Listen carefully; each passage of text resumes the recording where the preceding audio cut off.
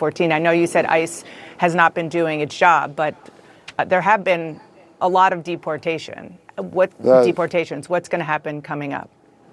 That is not accurate. The Biden administration is hiding the numbers. If you look at those removal numbers, over 80% were Border Patrol apprehensions on the border that were immediately removed.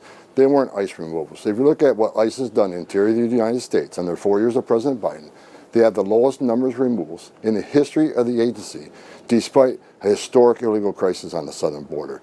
All right, so in this clip, Dana Bash tried to poke holes in the immigration enforcement plan, but Tom Homan wasn't having any of it. He broke down the facts, called out the failures of the previous administration, and made it crystal clear. ICE is back, the law will be enforced, and there are no apologies coming. This was one-sided domination at its finest, and by the end of it, Dana Bash looked absolutely stunned. But enough talking, and let's watch this conversation between Dana Bash and Tom Homan. Tom Homan, thank you so much for joining me. I want to ask with something that you said last night, that your deportation operation starts today. Did it? Yeah, ICE they're out there enforcing law out today. And of course, as I've said numerous times, they're concentrating on public safety threats. That'll be our priority right out of the gate. So ICE officers are back to doing their job.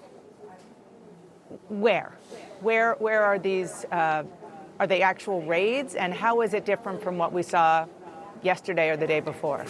Well, look, I wouldn't call them raids. They're target enforcement operations. They know exactly who they're looking for. They know pretty much where they'll find them. So, again, these are well-planned operations. They're well investigated, so they have a lot of backup information when they go out there. A whole team goes out for officer safety concerns. So this happens throughout the nation. I mean, I'm not going to tell you specific locations out of officer safety concerns, but ICE is back doing their job effective today. They haven't been able to do it for years. Well, I'm going to follow up on that in 1 second, but who is ICE going after right now? I know that you and others said several times that it is the people who pose the biggest public safety threat to Americans who would be approached and deported first. Is that still the case? Yes, people in the country illegally that have a criminal conviction that makes them a public safety threat. That's our priority. How are you finding them?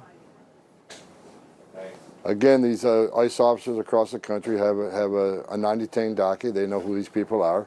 When they don't show up in court, they fail to leave as ordered by an immigration judge, or they have, NCIC information on someone who was arrested for a violent crime here that's in the country illegally. They take those leads, they do investigative work, and through that work, try to find out where these people may be located. And that's the whole investigative piece they do before they go out and actually make an arrest. And so what is happening as we speak is limited to those with criminal records?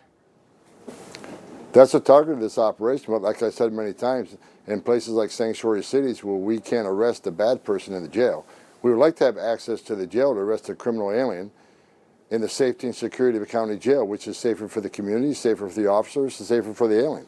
But when you release a public safety threat out of a sanctuary jail and won't give us access to him, that means we got to go to the neighborhood and find him.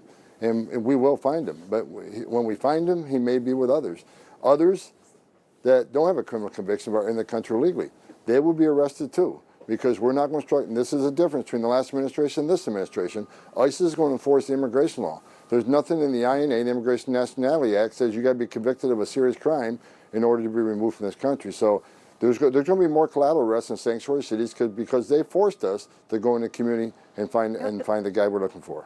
Let me just make sure that I understand what you're saying, because at first you said that the first targets are those with criminal records, but you are also saying that those who are undocumented in the U.S., also who don't have criminal records, people who are working in their communities, maybe even have spouses who are American citizens, they could be swept up with ICE today as well? What I'm telling you is when we go find our priority target, which is a criminal alien, if he's with others in the United States illegally, we're going to take enforcement action against him. We're going to enforce the immigration law. Oh, this is where Dana Bash really starts grasping at straws. She's basically asking, so wait, ICE is arresting people who are here illegally? Yeah, that's literally their job. Tom Homan doesn't even flinch. He just lays it out straight. If ICE is going after a violent criminal and he's hanging out with other people who are also here illegally, guess what? They're getting picked up too. That's not unfair. That's called enforcing the law. Like, come on. How is this even controversial? If you don't want to get caught up in an ICE operation, don't be in the country illegally in the first place. It's that simple. What happens then? So the ICE officers gets an individual or a set of individuals and apprehends them.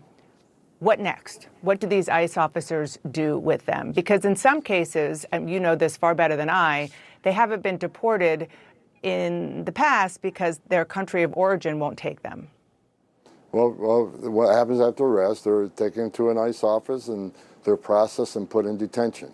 While they're in detention, ICE officers work on travel documents. The host country sends travel documents saying, yeah, this is our citizen, this is our national. Then we make flight arrangements. So they could be in detention from a few days for a few weeks until that removal was made happen. What if the host country doesn't want them, as has happened in the recent past? We have various plans. We have various plans. Other countries are willing to take them. We have third safe country removals. So that's something we're working through. But I think you're going to see less of the recalcitrant countries. Countries won't take their citizens back under this president, because this president has vowed that these countries will take them back. So I'll leave that up to the White House, but there will be negotiations with those countries who are pushing back on recalcitrancy, and they will be removed. You know, I think that there is some kind of image that people might have, given how much we heard President Trump and you in the months during the campaign, and certainly during the transition, talking about what's going to happen of people being rounded up, loaded on buses, and dropping them off on the border. Is that how you see this happening? Well, I don't like the analogy of rounding up. Look, again, this is a targeted enforcement operation. The president's been clear on this. We're going to concentrate on public safety threats.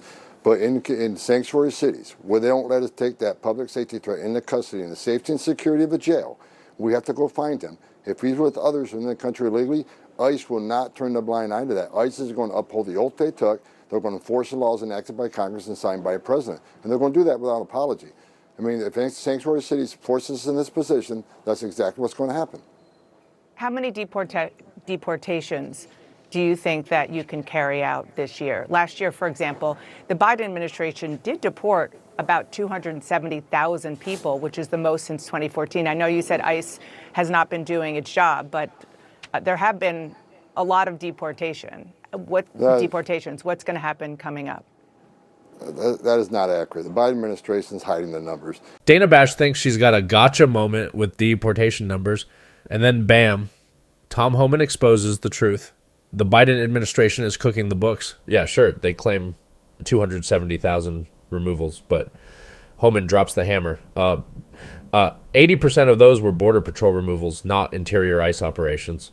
So basically, they're taking credit for people who never even made it into the country. I don't know about you guys, but that's straight up deception. Tom Homan knows the game, and he's calling it out loud and clear. The numbers don't lie, only the politicians do. If you look at those removal numbers, over 80% were Border Patrol apprehensions on the border that were immediately removed. They weren't ICE removals. So if you look at what ICE has done in the interior of the United States under 4 years of President Biden, they have the lowest numbers of removals in the history of the agency, despite a historic illegal crisis on the southern border. So they can claim 270,000, 240,000, whatever removals. That's simply not the fact. And under the Trump administration, were there fewer removals? Yes. And why was that? Because we secured the border. We weren't releasing millions of people in the United States to have to go find and remove.